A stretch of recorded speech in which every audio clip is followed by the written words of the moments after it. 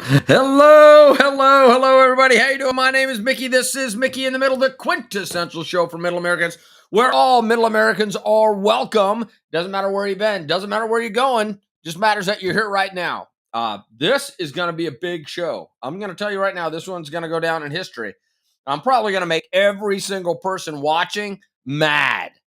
Sometime tonight, I'm going to promise you, I'm going to make you mad.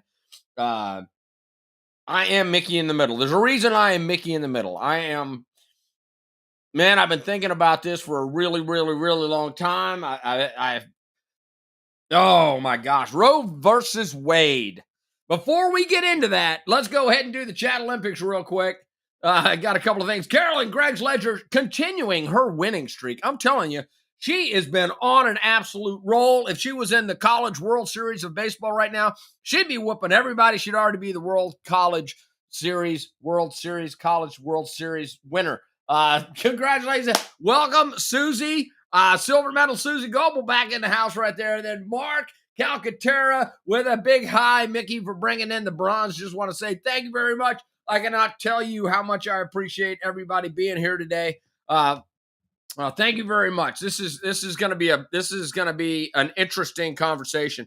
Before we go any further, I would like to say we have a couple of people that watch this show regularly that let me know that one of their friends who's been sick has been taken off of life support, and it's not a very good situation. But they said, hey, if you could do me a favor, just say a prayer. I greatly appreciate it. And I'm going to extend this to everybody. Please do me a favor and say a prayer for Mark's friend and for Dawn's friend, Laddie McCabe. Laddie is not doing well, is just taken off of life support, and he could use our prayers right now. So without further ado, I'd like to have a moment of silence for Laddie McCabe, who's Mark and Dawn's friend. So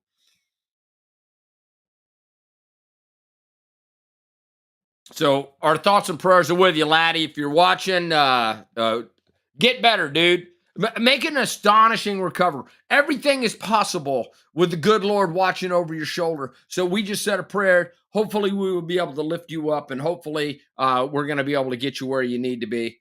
And our thoughts and prayers are with you and your family and all of your friends. So thank you very much for everybody for throwing in. All right, so let's do this. Let's talk. Let's talk about this. Let me get my notes together. Ladies and gentlemen, here you go. Supreme Court of the United States, syllabus, Dobbs, the State of Health Officer of the Mississippi Department of Health, et al. Versus Jackson's Women Health Organization, et al. Centauri to the United States Court of Appeals for the Fifth Circuit. Today's a bad day. Today's a horrible day. Today is a day that changed everything in our country. And I'm not talking about abortion. I'm not going to talk too much. I'm not going to talk at all about abortion. I am going to talk some about abortion, right? But I'm going to talk about why we are in a pickle, why this was one of the worst things that could have happened to our country starting in 1972 with Roe versus Wade. Here's the deal. This is one of the most divisive, however you want to say it, topics on our planet. Do you want to know why? Do you want to know why this is so divisive? Because prior to 1972, we had the Civil Rights Act, and we have always been about freedom in our country. And then we had the Civil Rights Act, and then femininity,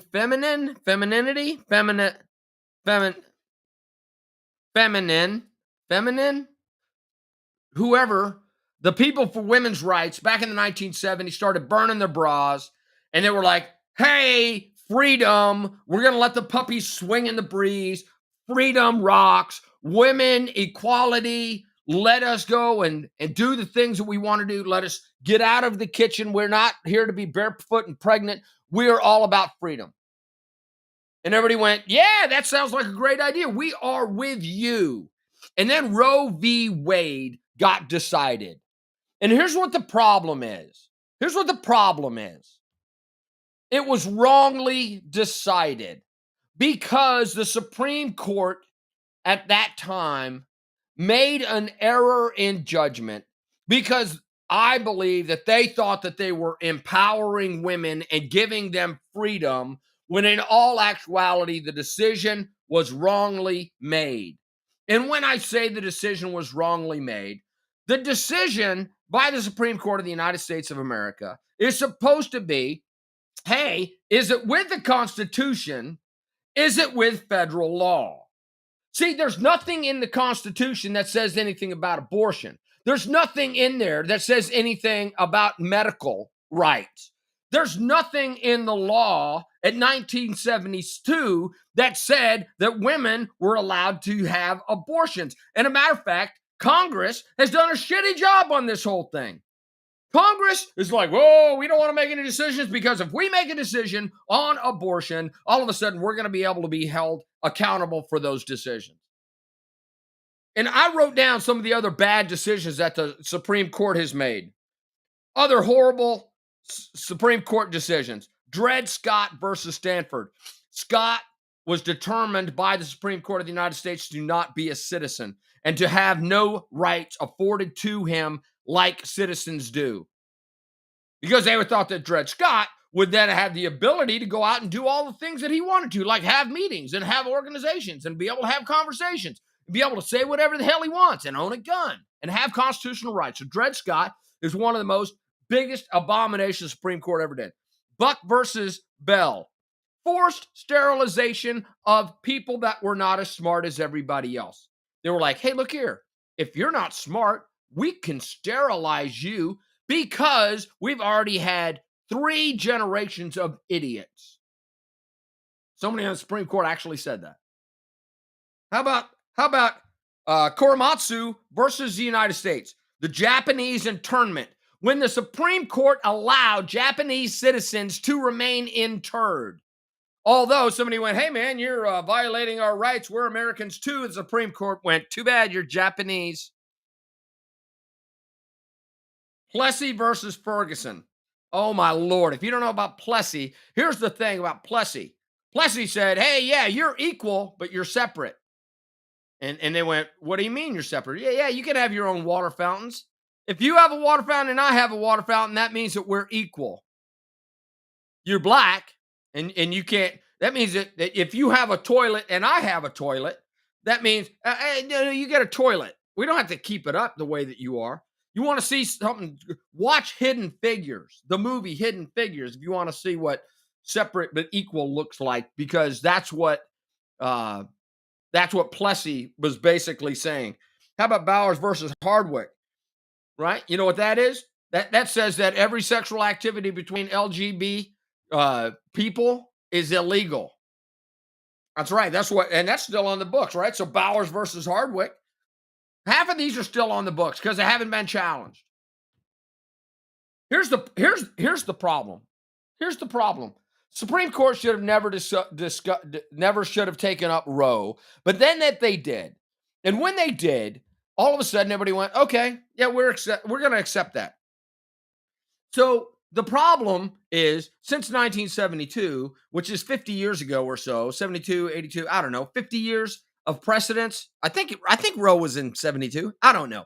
Here's the thing is, that means you have generations of people that believe that it is written in the Constitution and that Roe v. Wade is actually a constitutional thing. And because it was associated with freedom of choice, because it was freedom, right? Freedom, a woman's right to choose. It was never said that a woman's right to choose was written down anywhere. That's not what Roe versus Wade said. But Roe versus Wade got all twisted up, and all of a sudden it became the law of the land. And the law of the land said, hey, look here. It should have never been decided And therefore, a whole bunch of people came out against it.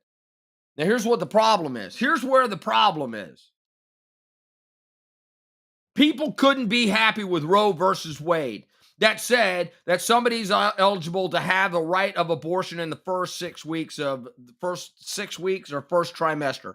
That's what Roe versus Wade decided, that somebody could have an abortion in the first trimester. And everybody went, okay, yeah. See, there was no law written. There was no constitutional right written. They were just said, okay, look here, this was challenged. And so we're going to go with that, and we're going to make it the law of the land. We're going to decide it up here. Although the state should have been making the decision, it should have been turned back. This is what one of the justices wrote. Abortion presents a profound moral question. The Constitution does not prohibit the citizens of each state from regulating or prohibiting abortion. That's what Alito wrote. Currently, on this decision, Alito wrote, the Constitution does not prohibit the citizens of each state from regulating or prohibiting abortion. Roe and Casey arrogated that authority. The court overrules these decisions and returns that authority to the people and their elected representatives. Do you want to know why? Do you want to know why? And this is what makes me mad. This is what really, really pisses me off. Because everybody on the left, you couldn't be happy with Roe v. Wade, first trimester. No, you couldn't be happy with that. What you had to do is you had to go, hey, look here, man. I would like to have an abortion up until the time that the baby comes through the vagina. Yeah, that's a woman's right. It's a woman's right.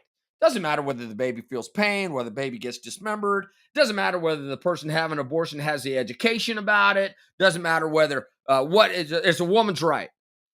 And then you guys pushed it even further. You couldn't just say, okay, first trimester abortions are good, right? What happened to rare, safe, and legal? What happened to that?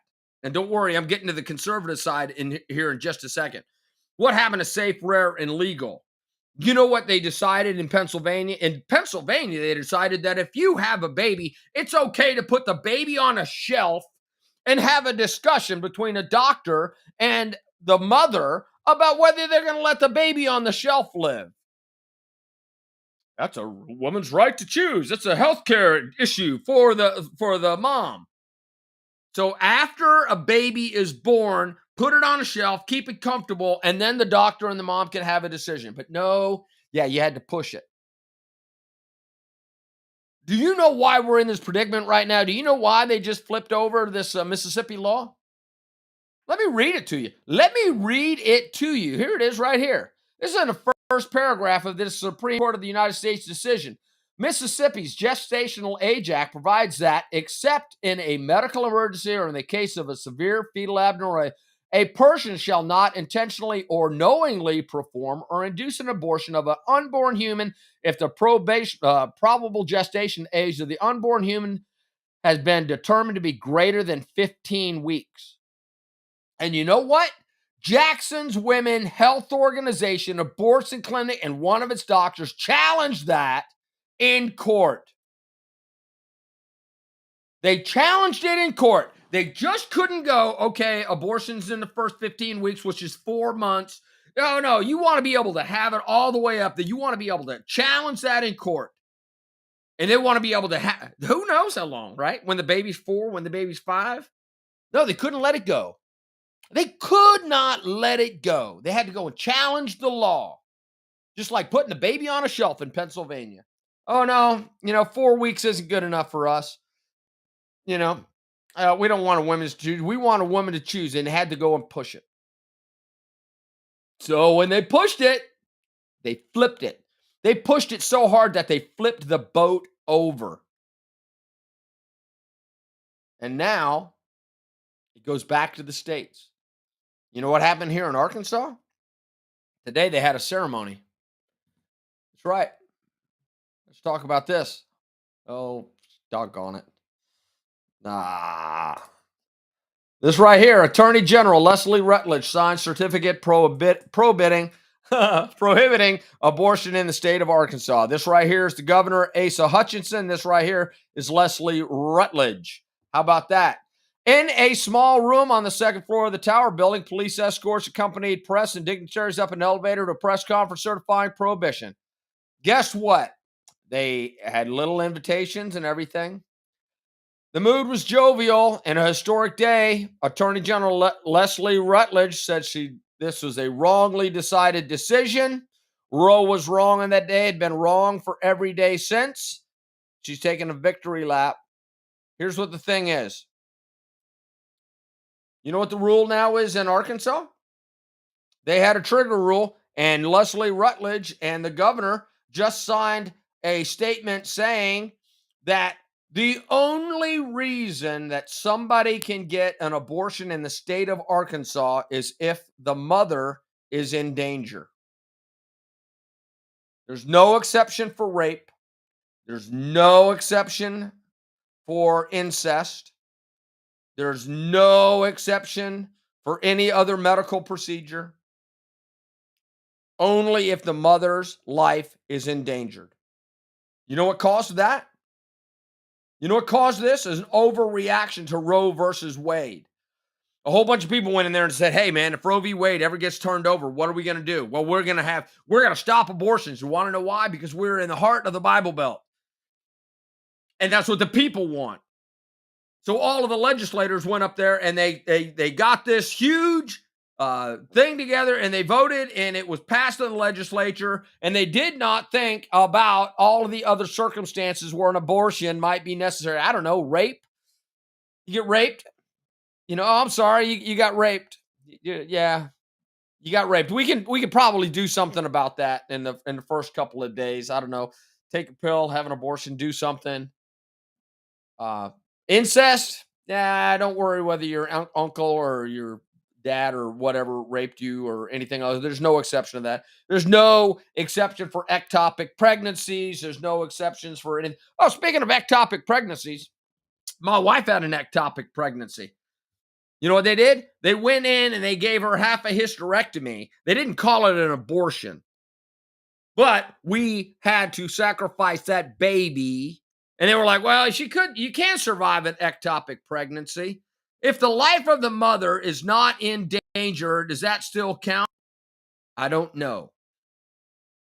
By the way, my daughter was born as a result of that ectopic pregnancy because there were twins in there. If they had just medicated my wife and said, we're not going to take this other baby out, my daughter, my only living daughter, would not be living right now. Here's what the problem is. The problem is that we are picking winners and losers, and we're not acting like we're all on the same team. Just like these people that went up there in Mississippi and went, 15 weeks isn't enough. I want to be able to go all the way to conception or all the way to the birth. Or we want to push it out further than that. The state legislator can't do that. Or we're going to put a baby on a shelf. Yeah, you can't have that. So then the other side then goes, we're going to overturn it and we're going to have no abortions in the United States of America. Is that really what we want? We really want to have absolutely zero abortions for rape or incest or ectopic pregnancies? We're not going to say that, hey, look here, we're going to do things. I got some very, very upsetting, not upsetting. Here's the thing. Somebody that I'm very, very close to went, I've been out of politics, but this is wrong. Now I'm going to have to be in politics. So what did I do? I went and I looked up the demographics. Here's why this is horrible, because we've done an absolutely terrible job educating our children. We've let Planned Parenthood, and why in the hell does Planned Parenthood or Family Services or family planning? They don't do any of the planning. They don't help people with abortion, or they don't help people with adoptions. They're only there for, we're here for women's health and kill babies. Right? If Planned Parenthood was serious, they would have an abortion side of their house and they would have an adoption side of their house. But they don't have an adoption side of the house. They'll go, adoption's a possibility, but we don't do that. You got to go somebody else. But you want an abortion, it's right here. You're not helping with family planning. So anyway, I digress. Here are the numbers, and this is why this is bad. All of the young people in the country who thought that Roe v. Wade was constitutionally and settled law and that it's out there, all of a sudden we just took their apple cart and we threw it on the ground. We flipped the table. We threw them on the ground and we said, we don't care what you think or what you think that you know. All of the old people in the country are like, hey, I remember before Roe v. Wade, and this was abortion was not accepted. So you ought to see these numbers. Pro-choice and this is the demographic breakdown. This is American self-ID on abortion in 2022. They do this. It is conducted in May by the Gallup poll. Self-ID for people, men, 55 pro-choice U.S. males, gender, men, 48, 47, women, 61% to 33%. Now, look at the age breakdown. And this is what's important. This is what's important, and this is why this matters. We have not talked to our young people in a way to educate them properly about abortion and about what it means emotionally, spiritually, educationally, sexually, morally, of character. We just said, hey, you know what?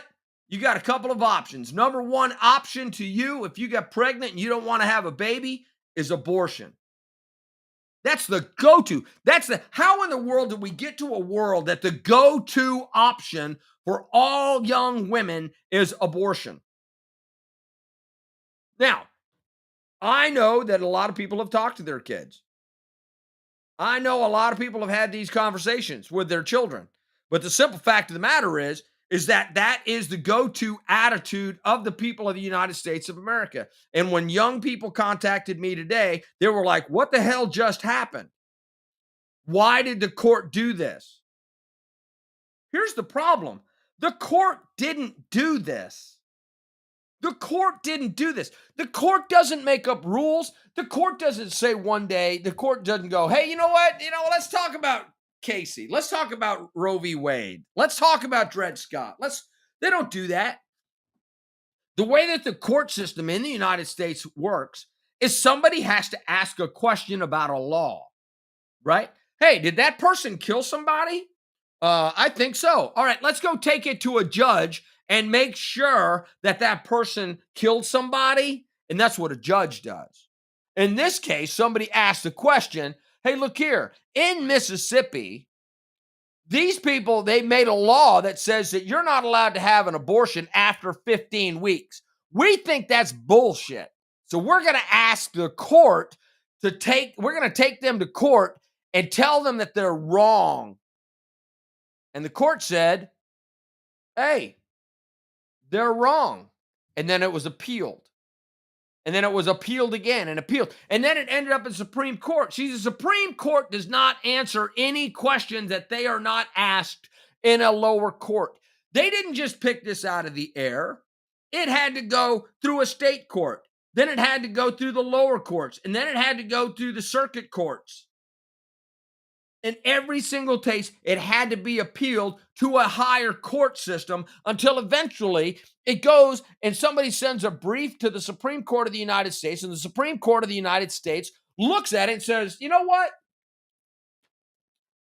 I think these people have a point. I think that we should actually look at this, look at the case, hear what both sides have to say, and then we'll make a ruling on that. The Supreme Court did not just pick this out of the air to decide. This started, where's the Dobbs versus, this started, here you go.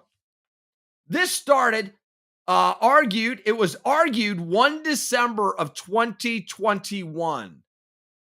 But this came from The decision, where's the date on this one? I don't know what the date is on that one.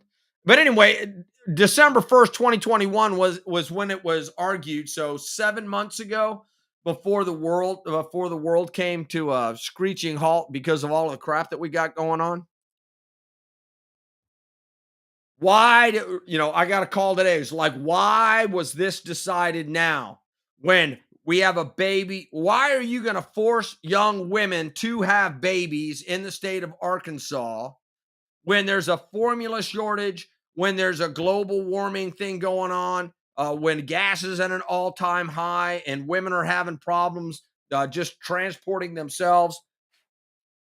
Why are we taking away? Why did the Supreme Court do this?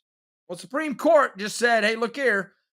This was decided wrong. It shouldn't be for us to decide. It should be for each state to decide." Arkansas, and I made a promise to somebody today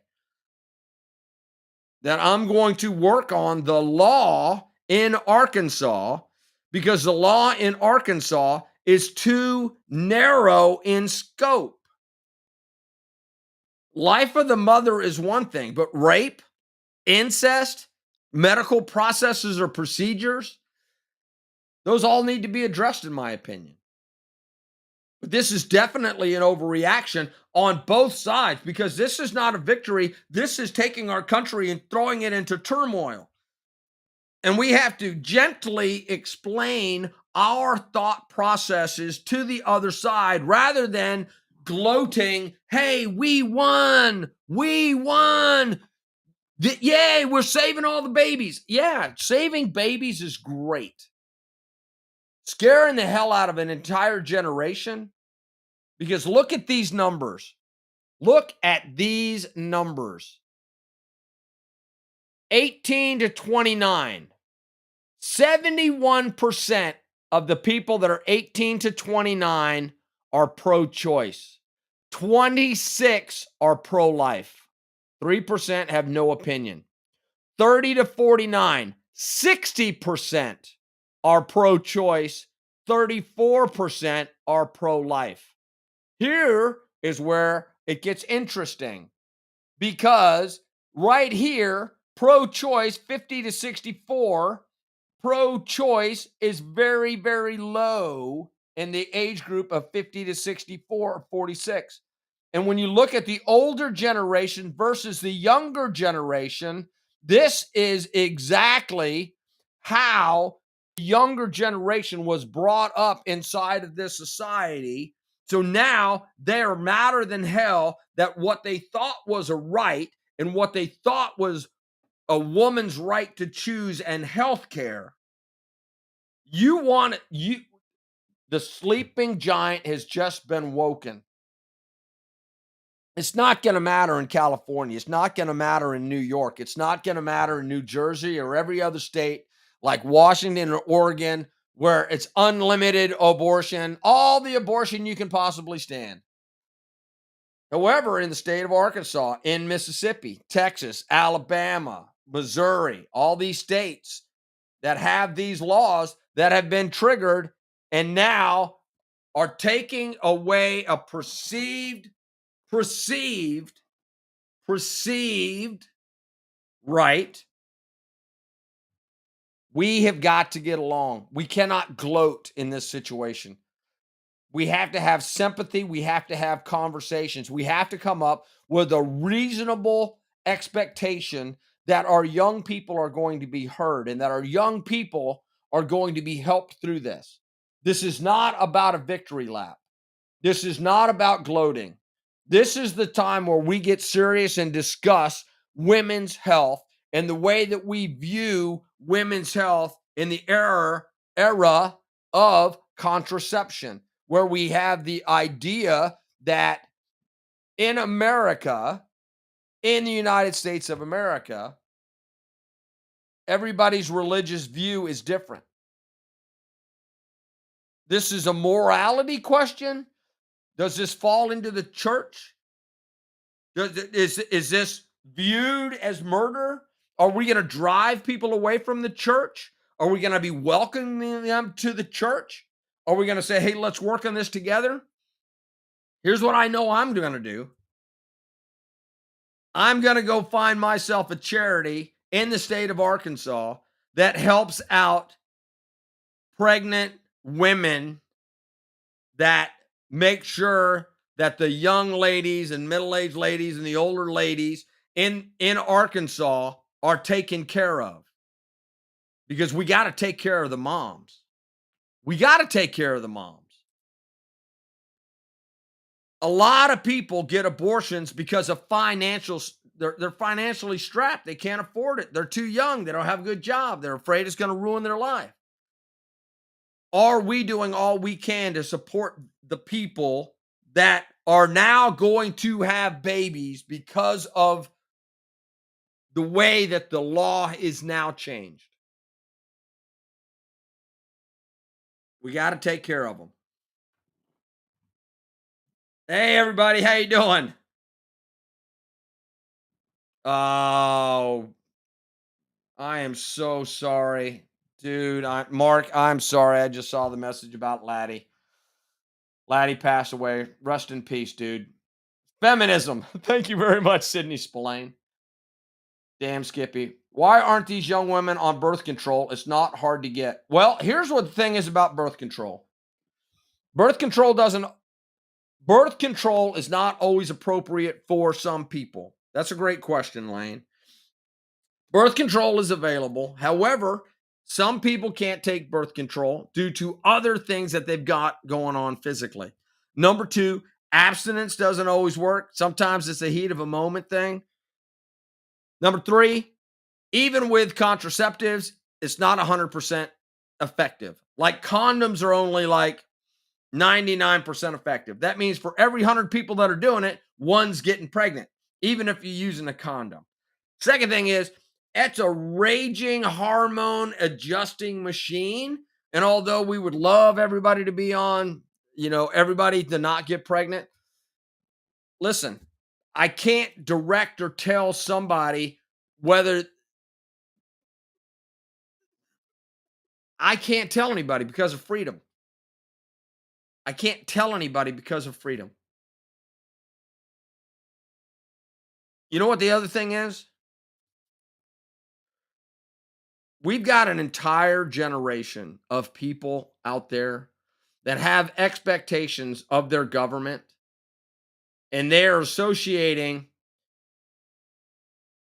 their government with being bad and being oppressive.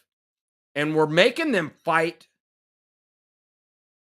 win and lose. Nobody has the ability to compromise anymore. Nobody has the ability to say, let's discuss this and come up with a reasonable way, because it's all about winning or losing. Here's what the thing is. There's going to be so many people that lose in this. We really need to work hard to keep the vitriolic discussions to a minimum and come up with something that looks like reasonable laws and reasonable regulations. And then we got to get on the education bandwagon, and we've got to take all of the young people in our country, and we need to talk about where babies come from, how babies affect lives, about what the probability and possibility is of getting pregnant. Right now, I don't know whether we're having those good in-depth conversations where everybody understands the repercussions of what's going on as a young person. And like I said, there's no winners today. I'm sad for our country. What I'm doing next, as soon as I get done with this show, Jane's Revenge is out there, and Jane Revenge is a loose-knit organization that said that they are going to make people pay for this decision. So what is it? What did I write down about Jane's Revenge? It's a night of rage. Jane's Revenge. If abortions aren't safe, neither are you. That's what Jane's Revenge has said. They're going to go out and firebomb people and do bad stuff to all of the pro-life places that are out there. So I would like to say two things to them. If somebody is pro-life, it does not make them a bad person. It just says that they support people that have babies and want people to have babies because babies are pretty cool because babies are little people. And if you're going to go and firebomb somebody because they like babies and they want people to have babies, that means that you're an asshole. Just because somebody is pro-life does not mean that they automatically do not agree with the idea of state and federal laws being followed. Like I said, I'm in the camp of incest, rape, life of the mother, medical processes and procedures that are dangerous to the mother. I believe in a lot of things, but I also believe that babies are a good thing. So I'm going to go out tonight and I'm going to sit in front of a pro-life place. I'm not the police. I'm not going to do anything bad. I'm just going to be a presence that if anybody wants to harm the building or blow it up or do anything like that, I will be a witness to that. So that if they do get caught while they are doing it, I will be a witness and I will say, hey, look here. Yes, they did that. I'm not law enforcement. The only thing I can do is have a presence. Just because you're pro-life does not mean that you're anti-people.